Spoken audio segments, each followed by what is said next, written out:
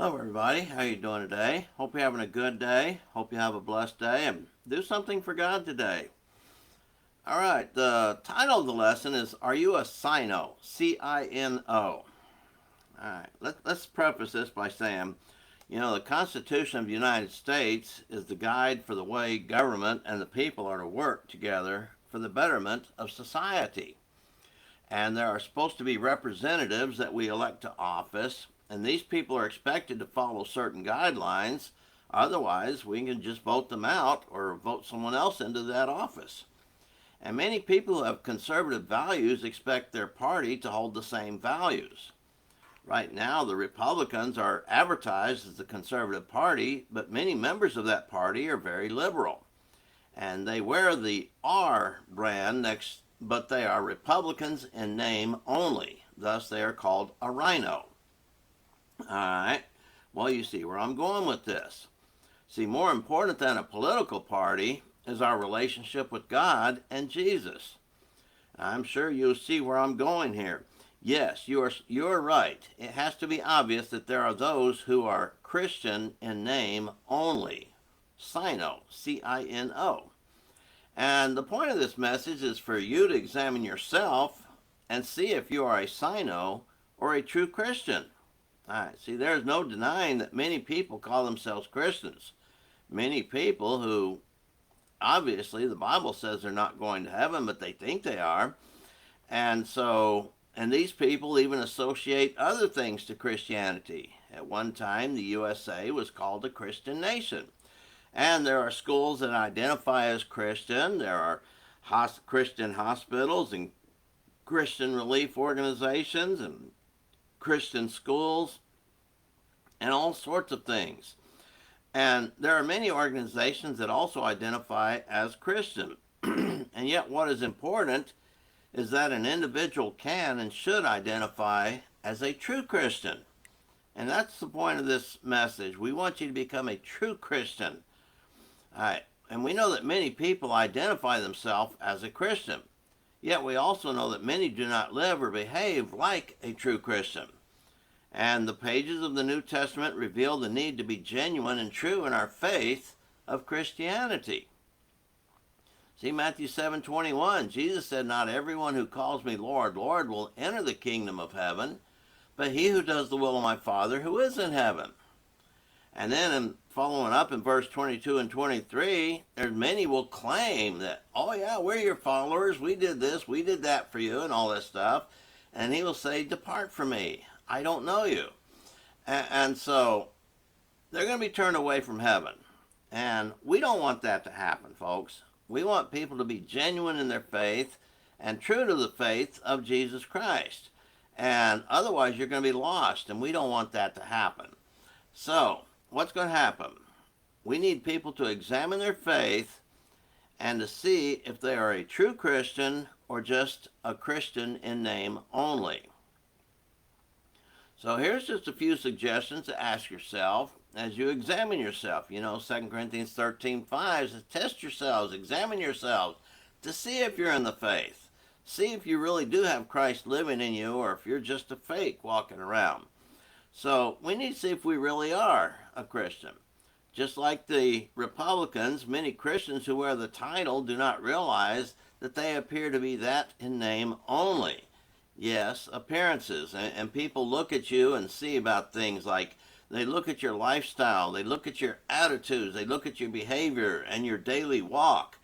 And you know what? There's a lot of people who go to church that their neighbors have no idea that they are a Christian. And the co-workers don't know that they're a Christian. All right. See, one thing we're supposed to do as Christians, we are supposed to be different. We're supposed to excel in our faith to God, and we got to demonstrate that. We got to be lights to this generation that we live in, this evil generation. We've got to be lights to guide them towards the true light, Jesus Christ. And in one passage in 2 Peter 2, he talks about the fact you are peculiar.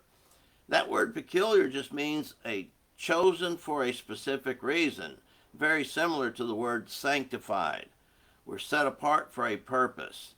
God had chose us a particular people, and that's what we're supposed to be. We're supposed to be representatives of God. And problem is, a lot of people are not.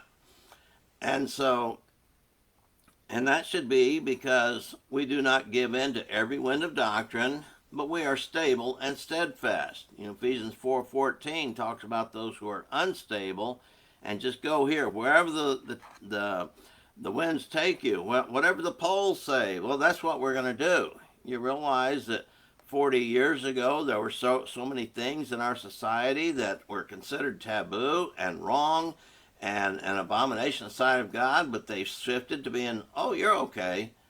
I mean, you realize that has happened. That's the winds of change, the winds of doctrine.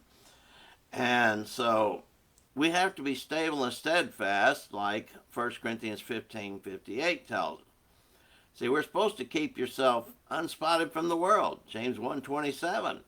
But yet we let the stain of the world permeate our lives. And sometimes we have a difficult time trying to balance out, okay, do I just stay in the world or do I try and serve Christ? People like that have to be very miserable because they're so wishy-washy, they're unstable. And so as a true Christian, we should not allow anybody to see us anything other than a true Christian. See, if your neighbor does not know you are a Christian, you have failed Jesus. I mean, think about that. You're supposed to be a guiding light to others, and your neighbor doesn't even know that you're a Christian. I mean, they may see you get in the car and go off on Sunday morning, but they really don't know if you're a Christian or not, because there's so many people in this world that are Christian in name only. Yeah, millions of people do that. They go to church. And yet when it comes down to it, when they leave the church building, they are no different than anybody of the world. So these may be considered harsh words, but sometimes they're necessary. See, it is good to be around those who are like-minded and have the same goals, but only if they are true Christians. See, many people claim to be Christian, yet they live like a non-Christian. And many who claim to be Christian, they ignore the Bible in their doctrine and their practice. In 2 Timothy 3:12, the Apostle Paul wrote that all who desire to live godly will suffer persecution.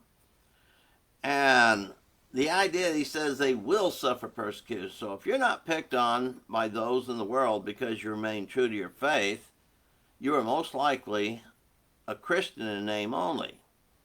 See, persecution comes in many forms and fashions. And if you're not being persecuted, you are a hobbit who keeps yourself away from the world. You are not being a true Christian, because a Christian is to let their light shine and show the lost the way to salvation. And one cannot do that if they barricade themselves in and remain separate from the world. And true that we are not to let the world influence, but we have the duty to influence others and encourage them to obey God and become a Christian. So you must show yourself faithful, and the best way to do that is to actually be faithful. Don't be a hypocrite. And we have too many of those in the world today. And a CINO, a Christian name only, is nothing more than a hypocrite. So God is certainly not going to allow the CINOs into heaven. And only those who are truly faithful to God in their lives will be rewarded with heaven. Think about those things and recognize and ask yourself, am I a CINO, Christian in name only, or am I a true Christian?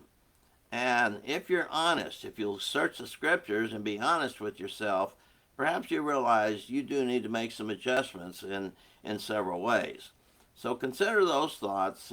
That's our lesson for today. Y'all have a good day and do something for God, and we'll see you later on. Bye-bye.